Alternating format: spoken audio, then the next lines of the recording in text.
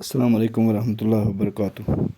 تو آج ہم ایک مضمون لکھنے جا رہے ہیں، یہ 8ویں جماعت کے طلباء کے لیے ہے۔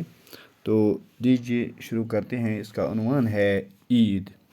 عید مسلمانوں کا سب سے بڑا تہوار ہے۔ عید کے لفظی معنی ہیں خوشی۔ مسلمان سال میں 3 بار عید مناتے ہیں۔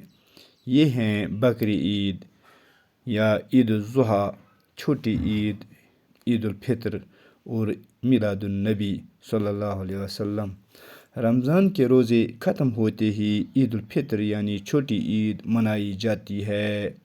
عید الفطر کا مطلب روزہ کھولنے کی عید ہے۔ یہ عید روزہ کھولنے کی خوشی میں منائی جاتی ہے۔ سب لوگ صبح سویرے جاگتے ہیں، نہا دھو کر صاف ستھرے کپڑے پہنتے ہیں اور مختصر سا ناشتہ کر کے عیدگاہ چلے جاتے ہیں۔ عیدگاہ میں نماز عید ادا کر کے دوستوں اور رشتہ داروں کے گھر عید مبارک دیتے جاتے ہیں۔ واپس آ کر گھر میں کھانا کھاتے ہیں، طرح طرح کی نعمتیں اور ضیافتیں کھاتے ہیں۔ یہ عید شوال کی پہلی تاریخ کو منائی جاتی ہے۔ بقر عید یا عید الاضحیٰ کو عید قربانی بھی کہتے ہیں۔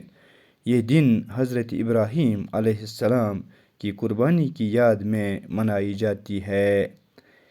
اس دن حضرت ابراہیم علیہ السلام نے اپنے بیٹے حضرت اسماعیل علیہ السلام کو خدا کی راہ میں قربان کرنے کا ارادہ عمل میں لایا تھا، لیکن خدا نے اس کی جگہ ایک بھیڑ رکھا اور حضرت اسماعیل علیہ السلام کو بچا لیا۔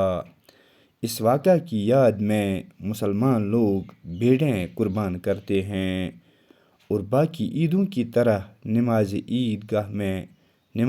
عیدگاہ میں ادا کر کے اپنے دوستوں رشتہ داروں کو عید مبارک دیتے ہیں۔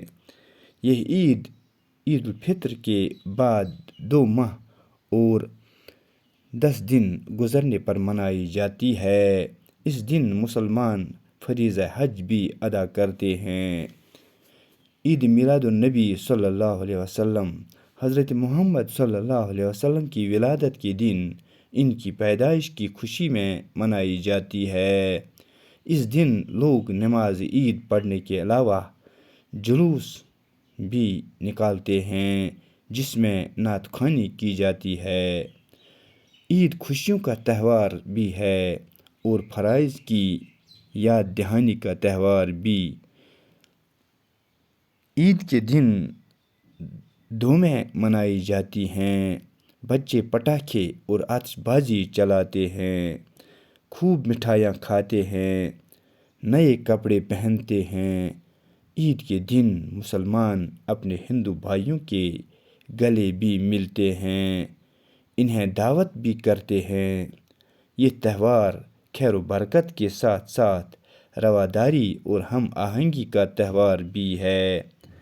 تو اس کے ساتھ ہی یہ مضمون ختم ہوتا ہے، تو جس کو آپ انگریزی میں کمپوزیشن بھی کہتے ہیں۔